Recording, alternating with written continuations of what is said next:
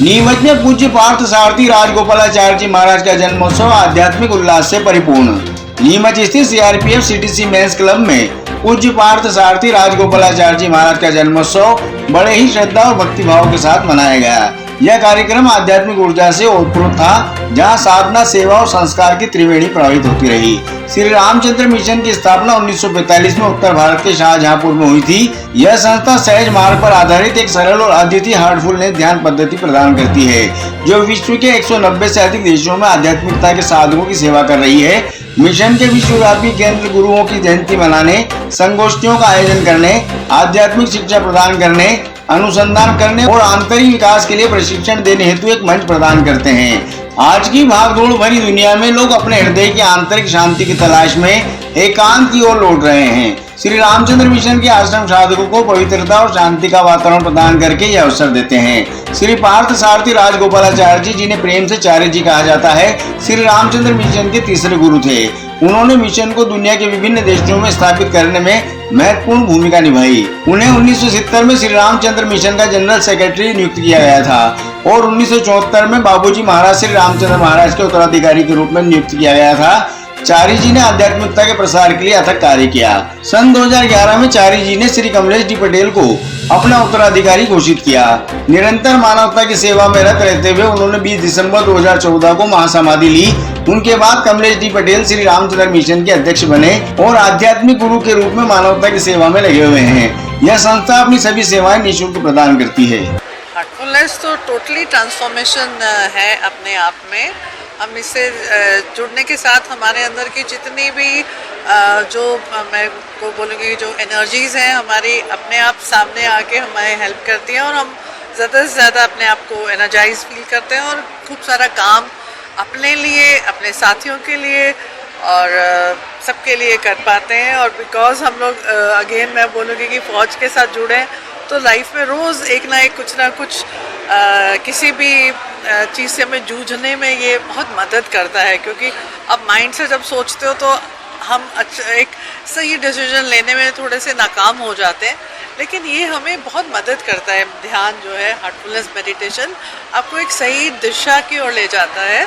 और सबसे बड़ी बात है कि प्रेम, ये प्यार का रास्ता है जो बस उसके आगे कोई चीज़ नहीं। प्रेम से आप कह रहे थे कि हार्टफुलनेस जिंदा दिली का नाम है। बिल्कुल जिंदा दिली का नाम है। इसमें वो अदरवाइज कहते हैं ना कि मुर्दा दिल क्या खाम जिया करते हैं, तो हमारे साथ आज डॉक्टर्स भी इस अभी यहाँ पे नीमच में सिस्टम में जुड़े हैं, तो उन्होंने खुद बोला है कि कैसे चाहे डॉक्टर हो कोई भी हो, इंसान तो है। हर लाइफ में कुछ ना कुछ हमारे साथ लाइफ में एक लाइफ चेंजिंग मोड आते हैं, तो उस समय जो भी आपको उठाकर उधर से ऊपर अपर स्टेज पे ले जाता है तो वो वाकई में आपको जिंदा दिल बनाता है, आपको बहादुर बनाता है। आप सीआरपीएफ परिवार से जुड़े हैं, अक्सर देखा गया है कि हमारे सैनिक भाग्य से हाँ। ऐसे में हार्टफुलनेस उनके परिवार के लिए किस तरह से बहुत मैंने ये जैसे खुद मैंने इसको स्टार्ट किया, उसके बाद मैंने सबसे पहले यही सोचा कि मैं इसको और पहले क्यों नहीं कर पाई, क्योंकि हम ऐसे टफ कंडीशंस में थे।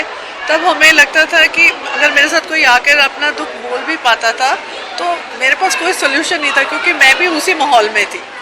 कहीं टेररिज्म है, कहीं हम लद्दाख में थे तो वहाँ पर भी ऐसी चीज़ें होती थी, आग लग गई, कुछ लग गई और जवान इवन मैं कहती हूँ वही साउथ से लोग तमिलनाडु से लद्दाख तक चला गया, जिसके लिए लिविंग कंडीशन इतने डिफ़िकल्ट है। और कहीं किसी के रिश्तेदार की मृत्यु हो गई, कुछ हो गई, तो वो लोग बड़े दुखी हो जाते थे। और उस समय चिट्ठी का ज़माना था तो खबर पहुँचते भी देर लगती थी।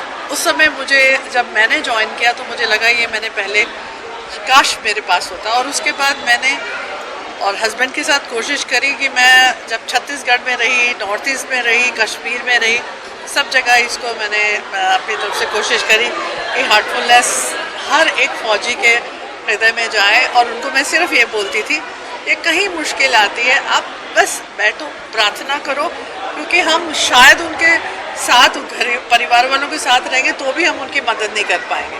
जो हम दूर से वो जब प्रार्थना के थ्रू भेजते हैं तो वो बहुत मदद करते हैं। मेडिटेशन का सेमिनार ये एक दिन का था। आज मॉर्निंग 6:30 पर हमारी फर्स्ट सेशन था और दूसरा सेशन हमारा 5:30 बजे से था। ये एक ही दिन का सेशन था आज जी। आज गुरु जी का जन्मोत्सव भी यहाँ आज हमारे जो थर्ड गुरु जी हैं उनका 98th बर्थ सेलिब्रेशन हमने किया था। और जो ये हमारे गुरु जी तमिलनाडु से चेन्नई से थे और ये उन्होंने अपने मिशन के प्रचार प्रसार के लिए देशों में और विदेशों में बहुत वर्क किया है। और इस समय जो 180 कंट्रीज़ हमारी हैं, 190 कंट्रीज़ हो गई अब, उन देशों में सारे में अब हमारा मिशन बहुत अच्छे से फ्लरिश हो रहा है।